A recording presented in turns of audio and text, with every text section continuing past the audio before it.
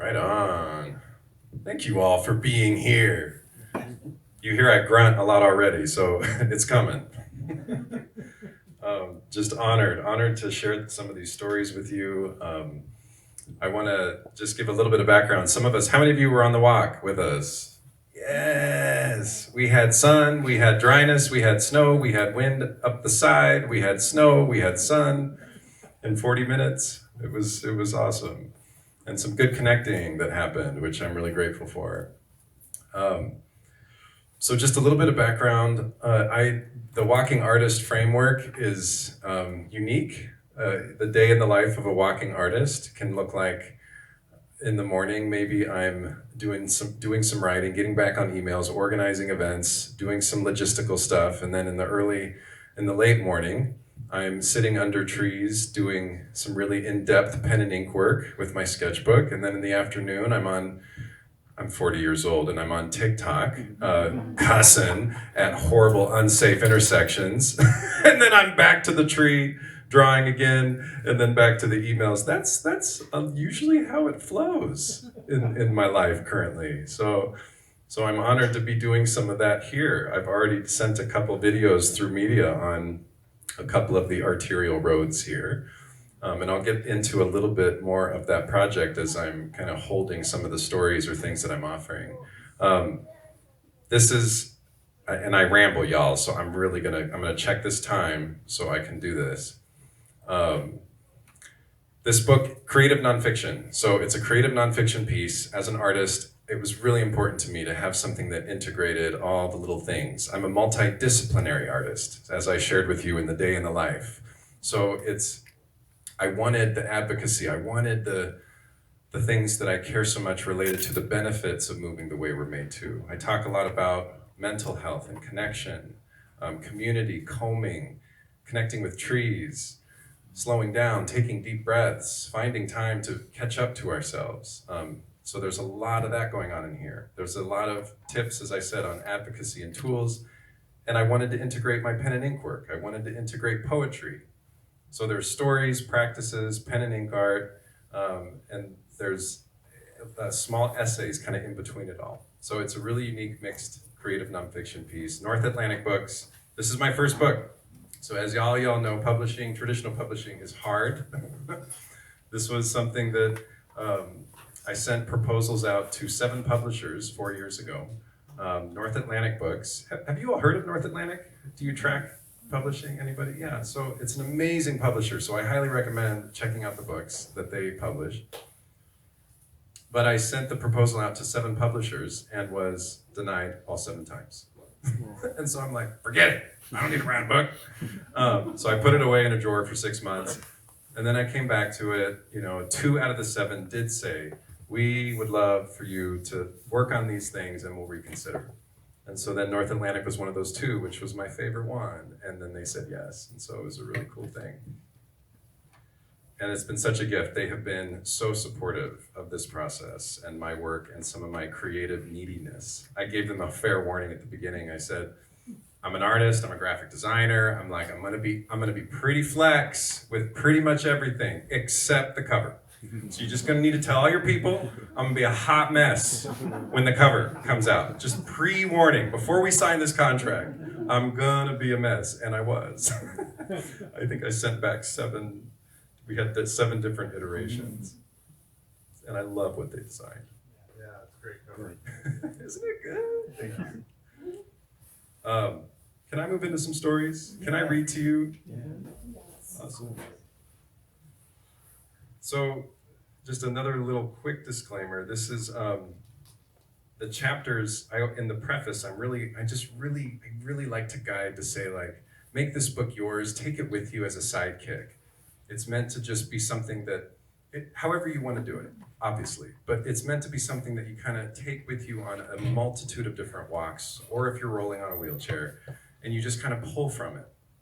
And you pull different themes or different practices or different stories to kind of add, invite, tug the journey. So it's definitely something that I encourage, just moving in a non-linear way, if you're open to that.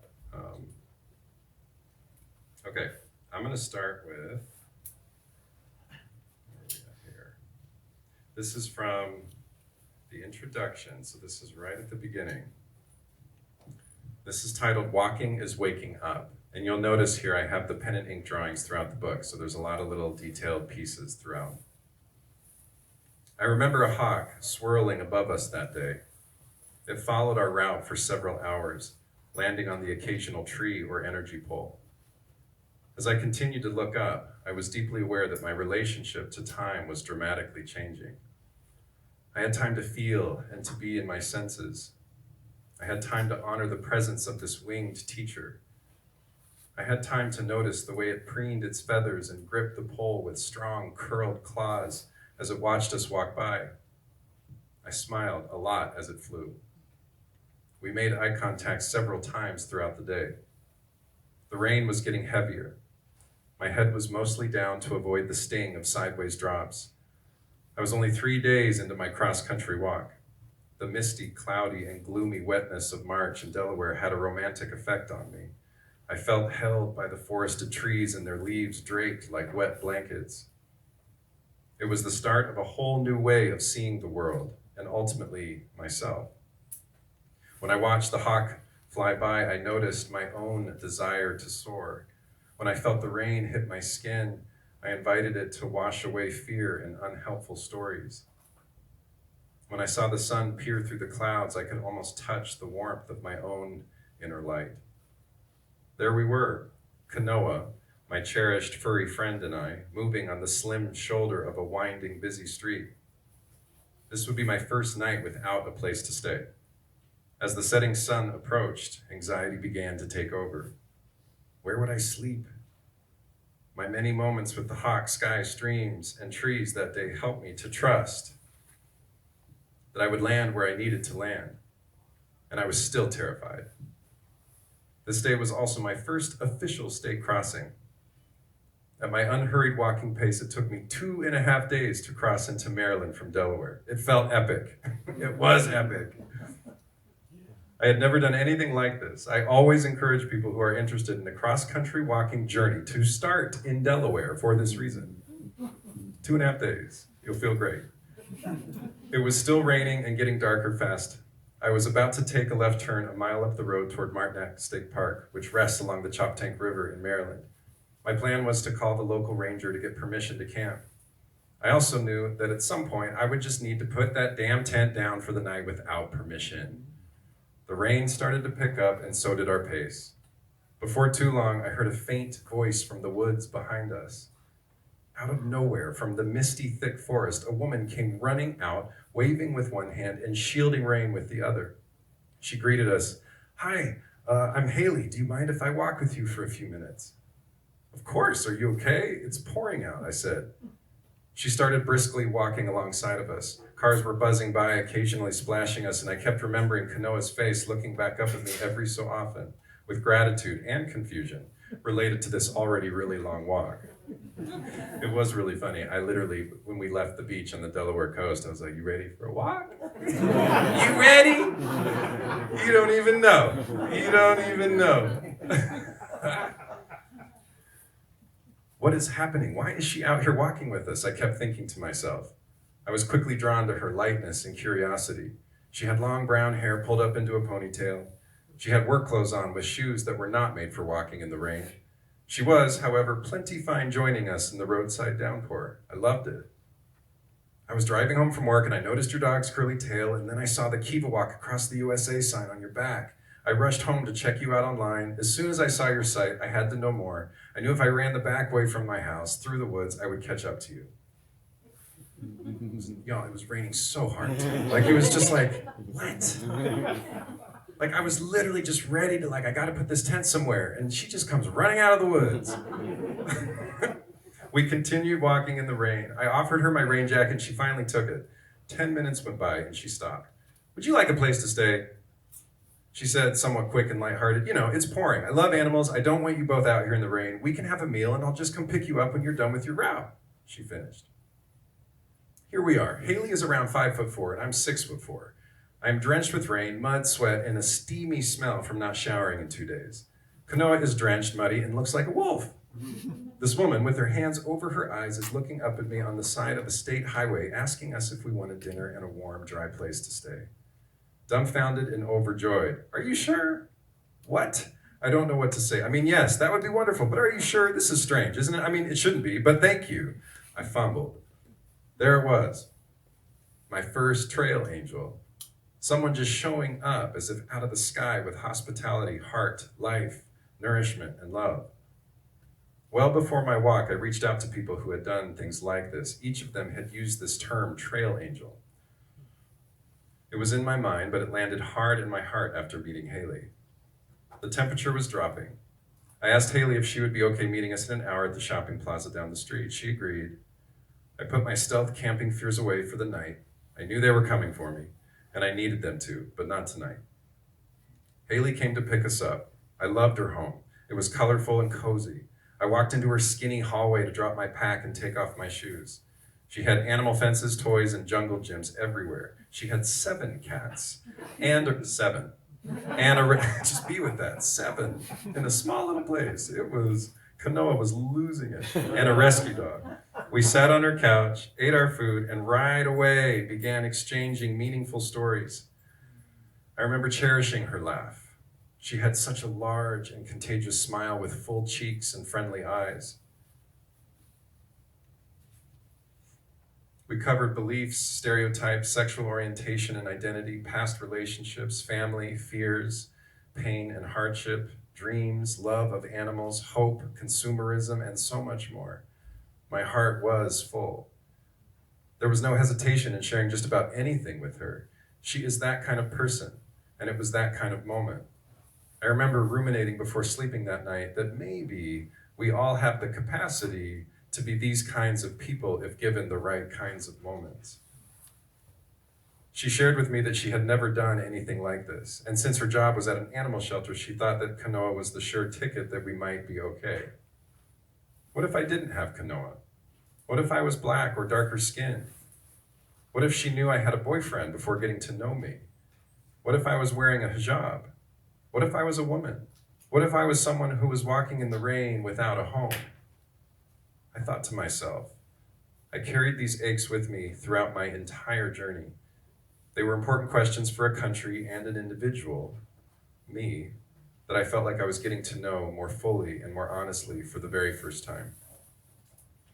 As I ate breakfast reflecting on the night before, I knew that I would never forget Haley. I will never forget the way it felt to see her running out from the woods in the rain with her waving hands and eyebrows tilted upward. With a wide open heart and eyes full of tears, I said farewell to my first new friend, my first trail angel.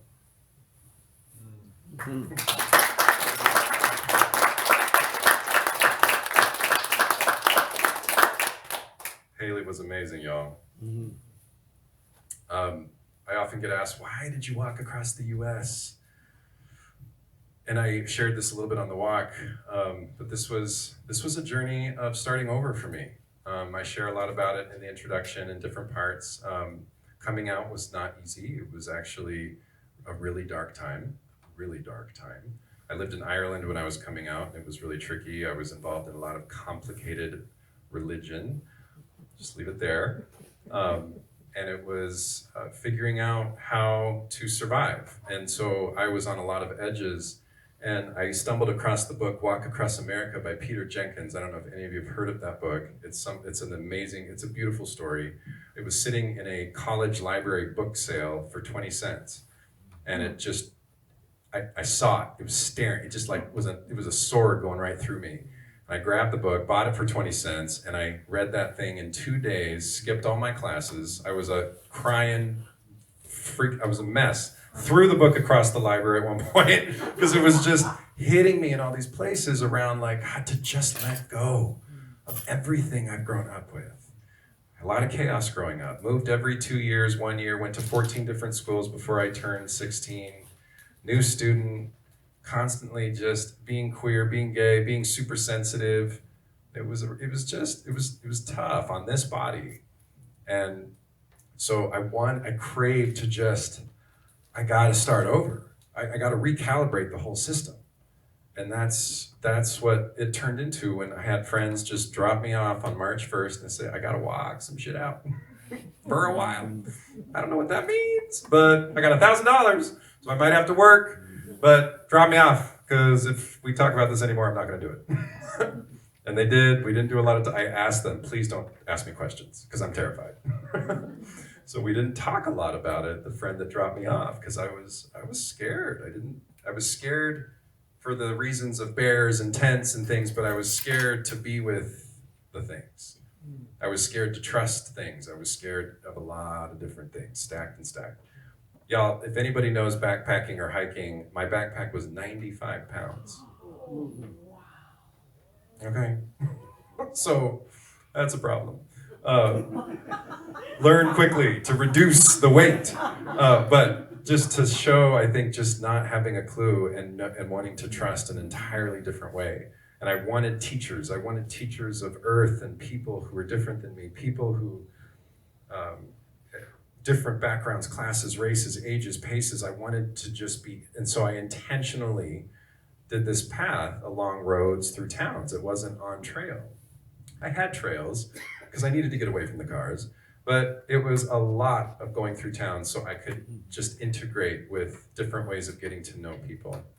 And that's it transformed everything. And so this walking artist is from a place of recalibrating my just relationship to the world, to myself, to other people. It really is art for me, and it's my main medicine. It's my main medicine. So part of that tension of being out there, experiencing the benefits, healing, connecting with people, so many Haleys, and getting chased by dogs, and naked in the desert for days, and great UFO story. That's in the last chapter. So all y'all haters look like a jellyfish, and I promise you, with my life, I did a somersault. I rubbed my eyes. So that's the last chapter. Walking is mystery. So all of this to say, all the benefits, all the things I learned, all the healing, all the connecting, all the nature, all the rivers, all the trees. The other thing that was loud was the systemic harm facing people who walk and use wheelchairs and who take transit. Talk about a learning lab, 242 days to absorb so many lived realities outside of single occupant car time. And this is never car shaming. My work is not about, so if you drive, don't feel weird. But just like, it's just, because people in cars threw lasagnas out the window. They were gifting me things all across. Like, when they threw the lasagna, I was like, please don't throw it. But like, people in cars were doing amazing things for me. And the number of times that I was experiencing and moving with and listening to what people go through, waiting for buses that are only an hour in the scorching sun, in storms, holding 6 bags of groceries, and all of that. So leaning into that, I want to offer a visualization story. Does that feel okay? Yeah. So this is from chapter 3, Walking as a Human Right. So this is a visualization, drenched and depleted. So I invite you to close your eyes if you want to.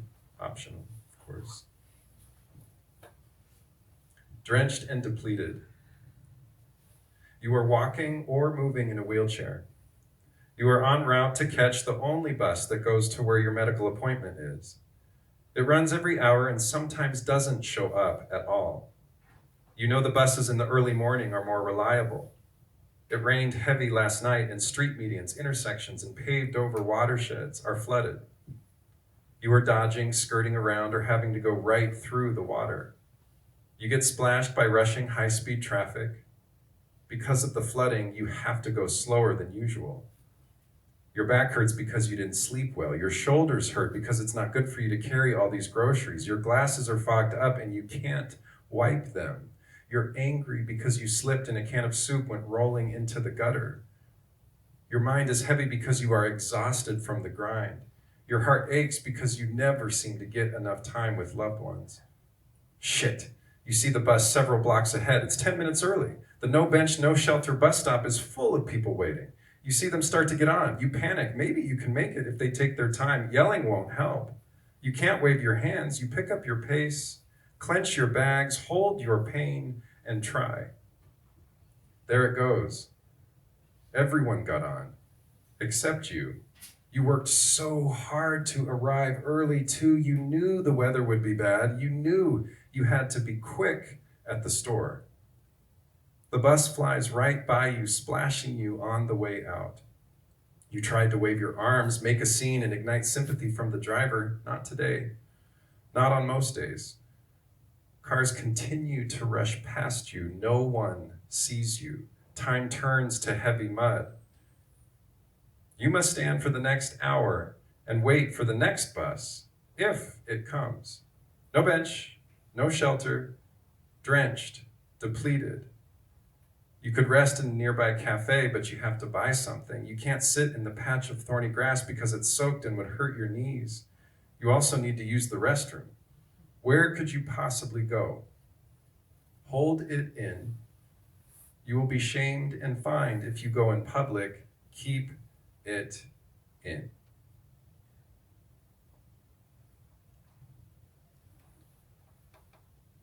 So just pause for a moment, just to be in that invitation, just wherever it meets you. Just allowing the invitation to sink in, to move with you. Being mindful of how it makes you feel. Have you ever felt this way related to your transportation experience? Why or why not? How might class, race, health, ability, and time spent in an automobile influence or impact your reflection?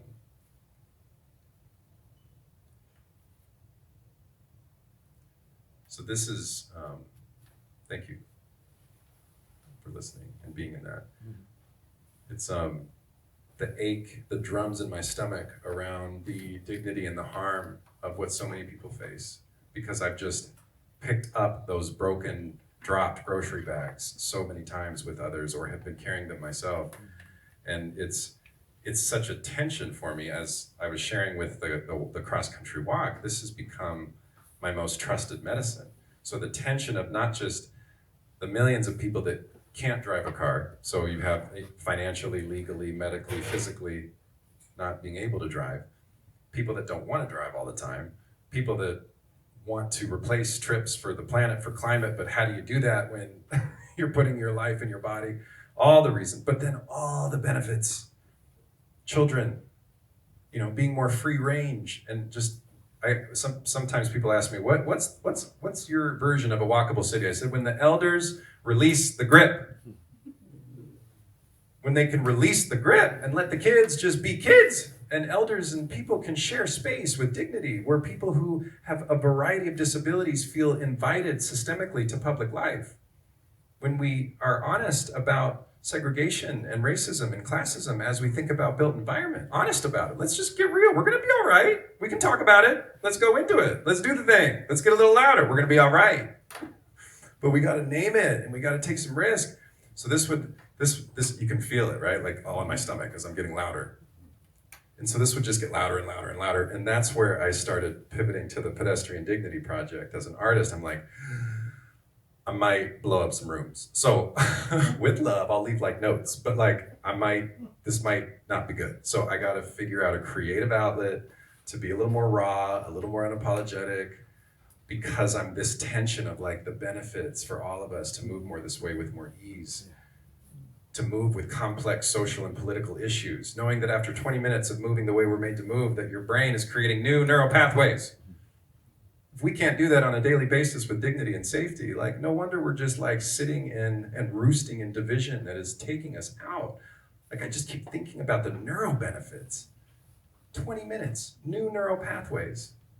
So just this author that I quote several times in here, Shane O'Mara, I shared this with the walking group as well, but he talks about, he's a neuroscientist, and he just talks about, please, humanity, take walks so we can move with complex social and political, like the things that we're all trying to carry, so we can create new ways of imagining life together and learning from each other. And I believe in that so much in my own experience, knowing that walking is not necessarily enjoyable and easy or something for everybody. Walking is complicated, especially as I said from the beginning in that story. I'm a white man. Moving through the world in a white man's body is a complicated arrangement in the times that we are in. And so there's tips in here around, and limited tips, just around having friends go with you, having backup plans, having kind of creating ways to just be out in the world in a way that is more supported and more honest about some of those safety gaps. So I care a lot, as you can tell, as my volume rises, about this as an art form connected to all these things. Can I offer another small story? Okay. We're jumping around. I love it.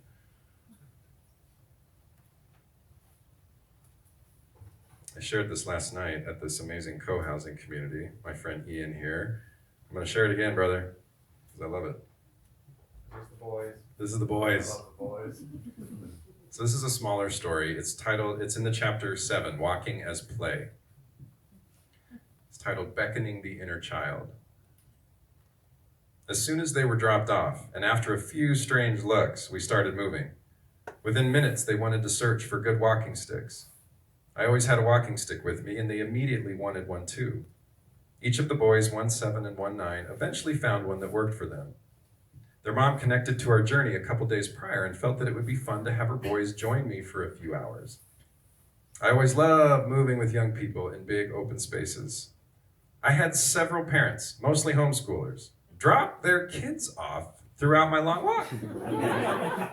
I'm gonna need you to be with that. Just drop them off. I got errands to run. You look cool, like we checked you out, or you got a sign at least on your back, like your dog's cool. I got things to do. They'll learn a lot from you. The first time they dropped off their kids, I was like, Jonathon, you didn't get their phone number. This is a problem. This is a hot mess problem. They better come pick them up, because we were in a rural Kansas road. Nothing but cows. Oh, y'all, so much. I always remember feeling awestruck and inspired by their level of trust. I learned quickly into my cross-country walk that nearly everyone, no matter the age, would eventually feel lighter and more themselves after a good 15 to 20 minutes of movement. As we moved, we talked about family, hobbies, and what excited each of them. The questions came rolling in.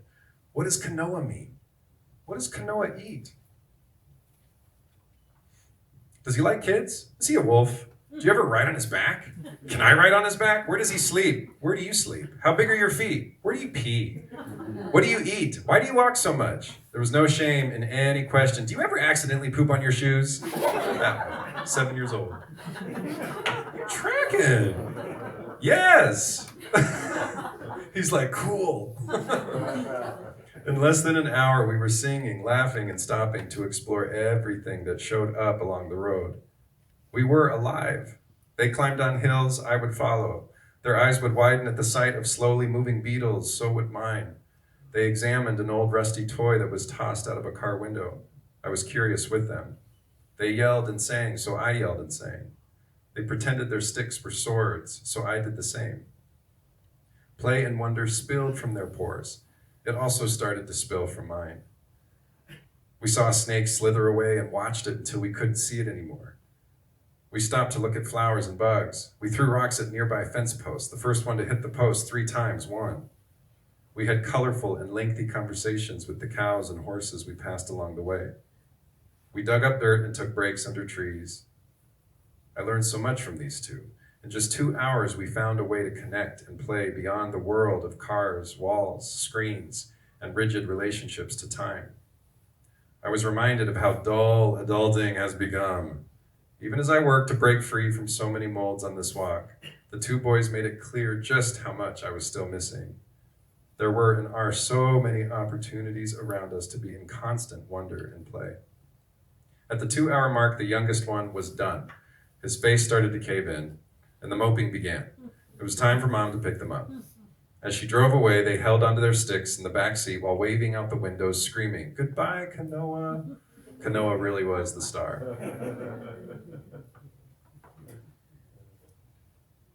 So there's practices after that story, that just invite play as we move, and thinking about, just not only in the built environments that we have, but also just imagining environments that are more playful, that help us to get into that space. a couple examples that are I want to read a couple of them just because I think we might do a couple of these things on tomorrow's walk. But just, just having sidewalk talk with you and just getting out there and just leaving messages, doing fun things. We do this all the time on walks back in Colorado. Everything. It can be fun, playful. It can be advocacy oriented. It can be questions. It can be just make things and leave them for people. My dear friend Nicole, who's mentioned in this book, she always, every time we walk together, she's always going into a store and grabbing flowers just to hand to people on the route, wherever we go. She's just handing flowers to people and leaving little notes. Taking earth naps, having doing nighttime. Has anybody done a glow in the dark dance walk at night? Why not? I'm telling you. It's a little nice too if you're weird about dance walking in the day. It's this is weird. I don't want to be weird. But at night, with music and boom boxes, break it up. We have a lot of room to feel things. Get into the spaces between with our bodies and our music. It's just, there's so much that we would just do. Kept thinking, so much of this book is referenced, from the cross-country walk, but I continue to do long-distance walks all the time because, as I've shared, it's my medicine. It keeps me grounded, it keeps me connected, it returns me to things all the time. So I'm always looking at maps and routes, okay, where can I go for 3 days in this direction? Okay, I got a little extra time in Minneapolis. Where could I go? That's a 3-day walk, and could I get picked up maybe, or how would I get back? Or maybe it's a 3-day loop, and how many, I'm always thinking in I was sharing with someone on our walk earlier that I sometimes wake up and think, I think today's a 12-mile day, just in terms of the projects I have to do. So I've literally based my workload and my stress load and my imaginative hopes in miles and days with routes. But when we think about that our bodies are made to move this way, it's not just, it's not a fad, it's not an app, it's not a new thing I'm trying to sell you. It's something that we're engineered to be doing, obviously honoring our own paces and pain points, that it's not also about distance, that, there's several practices in here just centering how to slowly move around a tree with intention, to look at a tree, to be with the tree from different vantage points. I have several stories in this book from different people in my life who also connect to walking in their own forms of medicine. And my dear friend Montague describes himself as a tree shaman. And so we're always co-hosting walks where we help people connect to trees, just for their energy, for the way the roots reach into the ground, so we can connect to our own roots and lineages and complex things, so that we can look at the way branches reach up in the sky and the way some branches just need to break. Gotta say goodbye. No longer me, no longer now. So I can grow in a new way, in a new way, in a new way. And the way trees often don't hide their wounds. They heal and they cover that up. It's with me and moving with it. So practices related to trees, practices related to play, practices related to human connection. On our walk, I was kind of like a camp counselor every other block. I'm I switch, high five your friend. But we all adults, 40s, 50s, 60s, 20s, whatever. And it's good to just move with each other in ways like that. And so that's another practice to take with you, with your neighborhoods and your colleagues, to just move and switch and check in with each other like that. Some simple practices that help us connect. See, 7:40 already. Can I read one practice? Yeah. I just want to read to y'all all night. The second chapter is very intentional. It's titled Walking as Humility. Because it's just, you'll find that there's a couple sections I get really specific about all of us. We all sit on that toilet. We all know what happens. And it gets messy quick. We're all leaking skin bags, y'all. I'm gonna say it. And so how do we start there more often in our work and our creativity? I think walking is one way. It levels things out a lot. Our bodies just moving on the earth, kind of trying to find their way. So this is an integration practice. It's a small one. It's titled Knowing and Unknowing. Wherever you are, I invite you to slowly begin walking or rolling. It could be around your room, in a hallway, or outside. With one step or roll, I invite you to say to yourself, I'm not actually sure. With the other step or roll, I invite you to say to yourself, I trust my life experience. 1, the way is uncertain. 2, I trust the path that I am on. 1, I don't know. 2, I do know. State these invitations several times with gentle repetition. What begins to come up in you? Where do you feel inspiration? Where do you feel blocked? Move with compassion and grace, however it lands. As you continue moving, practice offering these expressions in relation to people in your life. This is, so that's an example of like a little integration thing. I go into some story on humility and just offering these little tidbits, and I do this a lot just because I get so far. I was just sharing with the walk group, like, I shared a practice with them around respect, and the root word of respect, to look again, to re-look at an individual or a situation, to take time to go a little deeper than just your first reaction. But I'm very clear, like, I do not do this well all the time. It's not something I've mastered. It's a practice. It's something that I just invite a little, like dose by dose, because I will be, like I'm telling you, I get fiery and I do a lot of cussing on TikTok. I don't know how to do all this right or well. I'm trying to honor the fire when I'm angry so it has a place to move. I'm trying to shape it because I believe it's a teacher if I can shape it and listen to it. But also trying to let go and just the humble fumbling path. And I think walking, the last thing I'll share, I always, and I reference it in here. How many of you are familiar with the vestibular system? Right on. It's like just this it's a system that we're engaged in. Help me if you have better words, because I'm not an expert on it. I just, I do a little bit of things in here on it, but like, it's our relationship to the core of the earth, to gravity. Gravity always pulling our body down, down, down, down. And just this complex arrangement of our bodies choosing to stand up and to move. And so walking is, to me, just this constant, like, we're constantly falling, but we're constantly rising. We're constantly falling and we're constantly rising. And the tension between those two things just feels like a really important practice and something that we're made to be doing, and I think for a lot of reasons. So thank you for listening, for hanging out. Thank you. This is some time for some Q&A. We'll do I think we've got maybe 10 minutes Q&A. And then I know our streets, I invited our streets to come up and just share a little bit, maybe after the Q&A, because I want them to share a little bit about what they're working on here. So any questions? Things that come up? Yeah. How do you recommend getting into walking as much as possible? If you previously did it, something happened that pulled you out. How do you recommend getting back into it and not judging that you can't walk as far as these fields? Oh, thank you for that.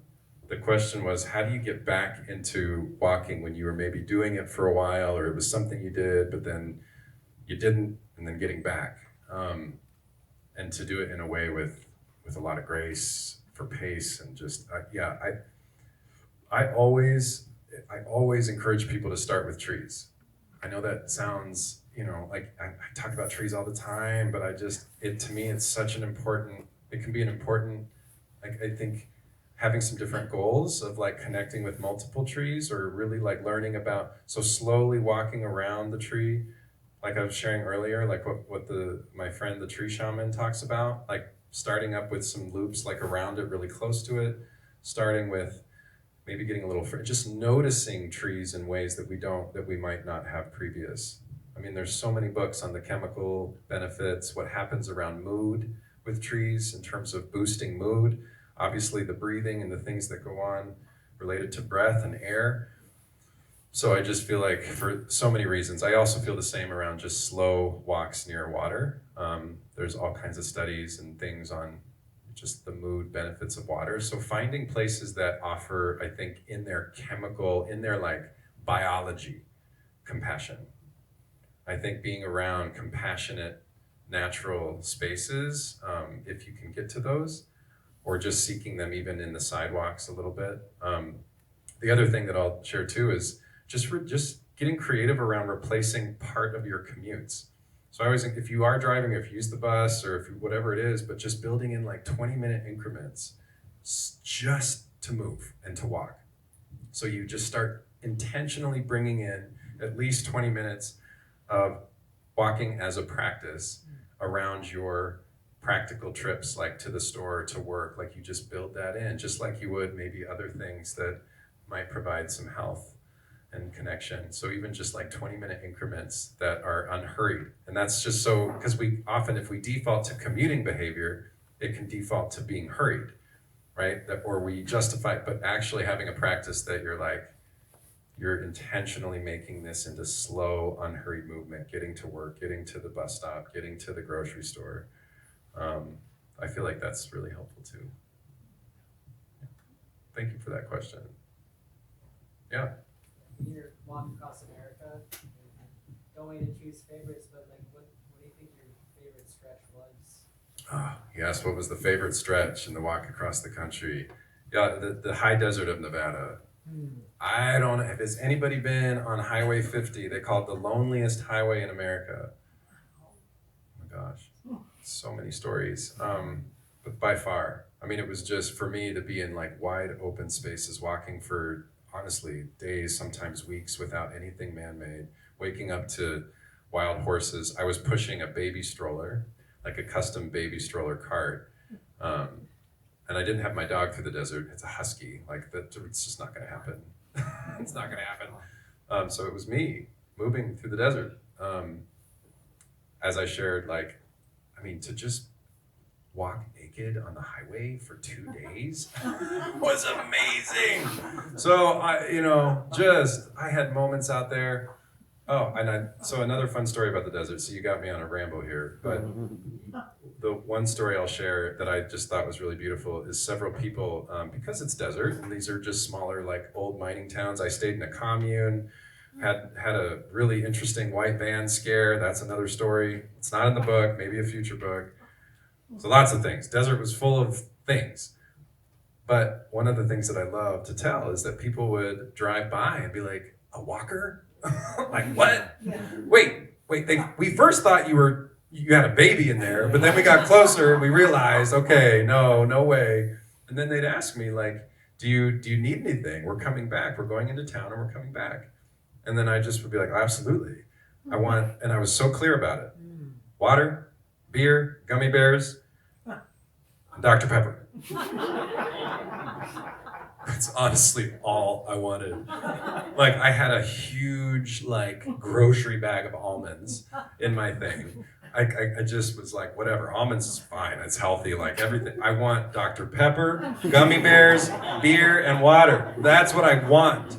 And so they would give me that, and then I said, can you bury a hole at mile marker 276, because that's where I'll be in 10 miles, and I'll have it when I get there. And every time, this would happen 4 or 5 times, people would bury a hole and I'd unearth these amazing little treats as the sun is going down in the middle of the desert. Oh my God. So it was special, like to have that just to feel so large in some ways, but so small and tiny and insignificant in other ways. Like this, to become dust almost, but to also like be seen with the wild horses and to feel so, and the contrast of the high desert, since it was at the beginning of this walk, because I was healing a lot of things, and I wouldn't have had all the words for it. It was a moment where, like, it was layered. But there's a chapter in here called "Walking as Rite of Passage," and it talks about that a little bit. But it's like I left the Atlantic Ocean, just full of I don't have what it takes. I don't have what it takes. Like, I'm terrified of a lot of things, and by the time I'm in the desert with the wild horses and the beer and the people and the nudity, I'm like, I'm feeling really good. It's going to be messy for the rest of my life, but I feel in these moments that I do have what it takes to do some pretty cool things. So, yeah. I can understand the inspiration one gets from walking out in nature and in these fantastic natural environments. and landscapes and so forth. What kind of mindset do you have when you walk in a densely urban environment? Yeah, so just a question of walking in a dense urban environment. Yeah, I'm grateful you asked that. Just because I mean, that's honestly probably most of my movement because I do so much storytelling around the tension of that, like both the gifts and beauty and the just the hardness sometimes of concrete, just in general, but it's honestly the thing that's. I'll just first say like it's the. I love someone in the media space said, "Cities aren't loud, cars are loud." I'm like, just to put it out, it's like there's so much around car-centric development that has harmed so much, like the possibilities of beauty and quiet and connection within cities and around cities. So having cars rip through every block in the US, every block, we gotta have the single occupant cars ripping through. And I rent a car to get to I got a little tiny house that I go make art at. Like I get around a car once in a while. I'm not above it, especially when we think about equity and how far people have to live to afford getting. I mean, it's complicated. But when we think about cities, I often am always trying the tension of what could be and what is. And just, so that's always coming up for me. But then it's also just the beauty of being around just a world of stories and people that I just love. Like a shared, like even in some of the car-centric stuff, like just being here. I mean, sharing public space with all kinds of stories and ages and backgrounds, kind of intermixing. So I think seeking just whether it may not be verbal social, but like spatial social. There's something about a breathing urban environment, that feels really, really good to me. And I also think you find in more urban environments what certain people call human scale, especially older parts of the city, where you just have really micro small businesses that have micro small amazing like quaint long-lived stories of commerce, and I love that. So yeah, I think it's all those things kind of coming together, and I get so many creative ideas walking in cities, especially when I have good music. I've got some good music in and I'm moving. A lot of that energy, even the different people sharing a space and moving on transit will inspire me to write poetry and write in really, really amazing ways. So yeah, I don't know if that answered your question, but maybe touches it. Yeah. Cool, y'all. Well, thank you. Any other thoughts, questions? Awesome. Well, thanks everybody. Yes.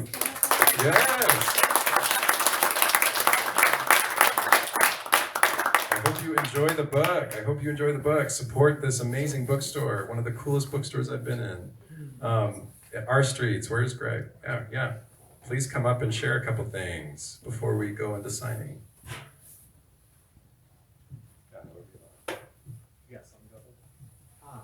Yeah, I just wanted to say that like everything Jonathan is talking about with dignity and with being able to, have spaces in the city where you can practice these walking meditations and just getting to your daily needs. That's what our streets is about. So I moved to Minneapolis this past summer in part because I felt like there is this movement here and I didn't know about our streets at the time, but I felt like I needed to get involved, and actually heard Jonathan on a podcast like the first week that I was here, and it was really inspiring in part because I met you like years ago, and I was on my own walk at the time, and he hosted me, and I just had seen like what he was doing, and I was a real pessimist, and I kind of was like, that's nice, like I'm glad he's trying, but people fight over parking spaces to avoid just walking. made this connection now. So I'm like, okay, we back. I'm sorry, I had to just like catch up. Keep going. But so when I heard him on the podcast, it was definitely inspiring to like he's still advocating for better streets.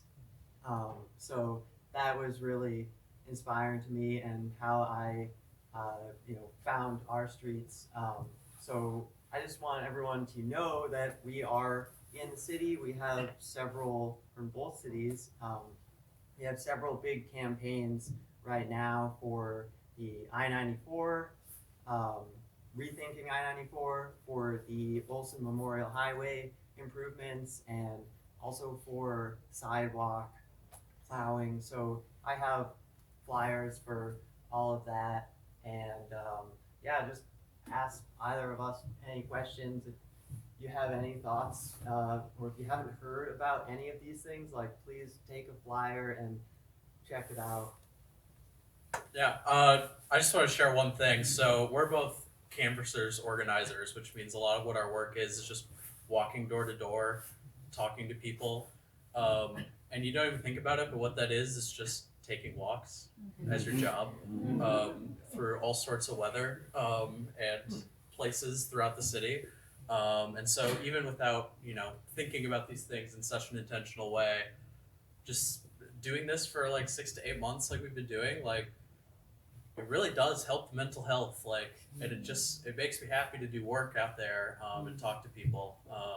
So endorse everything. Come talk to us if you're interested in our projects. Thank you.